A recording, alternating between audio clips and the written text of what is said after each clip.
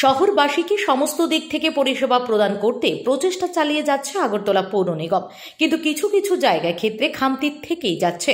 এরই ফলস্বরূপ জলের সমস্যায় ভুগছে আগরতলা পৌর নিগমের ২ নম্বর ওয়ার্ডের লঙ্কামুড়ার শরমা লঙ্গা এলাকার একটি অঙ্গনওয়াড়ি কেন্দ্র। বিগত বেশ কয়েক বছর যাবৎ আগরতলা পৌর নিগমের ২ নম্বর ওয়ার্ডের লঙ্কামুড়া শরমালঙ্গা এলাকার একটি অঙ্গনওয়াড়ি কেন্দ্র পানীয় জলের অভাবে ভুগছে। অবশেষে এবার এলাকার ক্লাবের সহযোগিতায় ডিপ টিউবওয়েল বসানো হলো রবিবার। বিগত অনেক বছর যাবৎ এই অঙ্গনওয়াড়ি কেন্দ্রের কচি কাচারা পানীয় জলের সংকটে ভুগছে। পাশাপাশি অঙ্গনওয়াড়ি কেন্দ্রে রান্নার ক্ষেত্রেও অসুবিধার মুখে পড়তে হতো সহায়িকাদের। তাদের কথা চিন্তা করে এবার এলাকার ক্লাব ও এলাকাবাসীরা মিলে পানীয় জলের সমস্যার সমাধানের জন্য এই ডিপ টিউবওয়েলের বসানোর সিদ্ধান্ত নিয়েছে। রবিবার অঙ্গনওয়াড়ি কেন্দ্রের পাশেই ডিপ টিউবওয়েল বসিয়ে দেন ক্লাব সদস্যরা।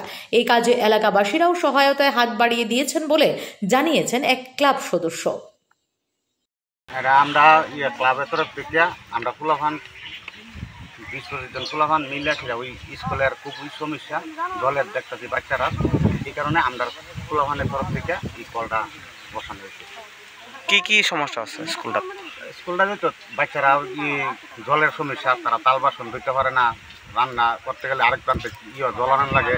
এই কারণে এটা আমরা তো এই জায়গাতে ক্লাব যেহেতু আমরা এখানে ফুলাফান থাকি দেখে ফিরে এটা আমরা একটু লাগবে, আমরা এই কারণে আমরা সব ফুলাফানে মিললে একটা উদ্যোগ নিয়েছি আমরা এখানে একটা কল বসার জন্য। কোন ক্লাব? আমরা জয় যুগান্ত ক্লাব। জয় জয়ন্ত জায়গাটার নাম কি? সর্বলঙ্গা দাসপাড়া। আর অঙ্গনওয়াড়ি স্কুলের নাম?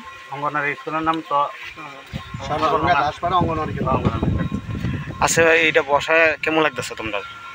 অবশ্যই আনন্দ লাগতেছে, ওইটা নিয়ে আমি করছি, মানে খুব আনন্দ লাগতেছে আজকে যে কলটা বসানো হইতেছে। দীর্ঘদিন ধরে তারা জলের খুব কষ্টে ভোগ করতেছে। কতজন বাচ্চা আছে এখানে? ৮০ জনের মতন বাচ্চা আছে।